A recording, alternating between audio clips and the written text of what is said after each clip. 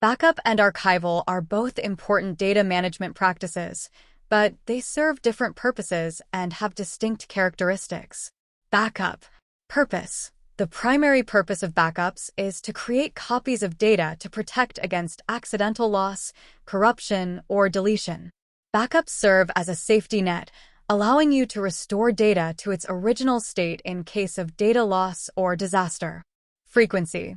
Backups are typically performed regularly, often daily or even more frequently, depending on the organization's needs and the criticality of the data.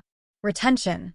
Backups usually have a shorter retention period, with older backups being replaced by newer ones as space is needed. The focus is on having recent copies of data readily available for restoration. Accessibility. Backups are usually readily accessible and optimized for quick recovery.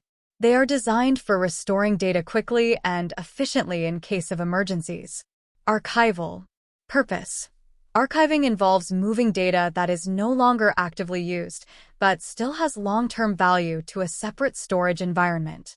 This could include historical records, regulatory documents, or data that needs to be retained for legal or compliance reasons.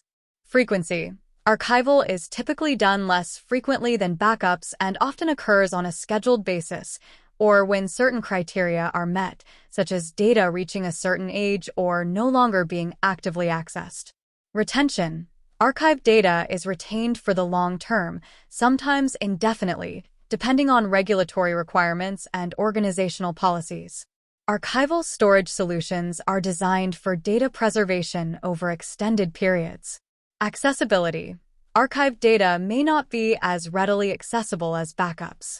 While it is still possible to retrieve archived data when needed, the retrieval process may be slower and more manual compared to restoring data from backups.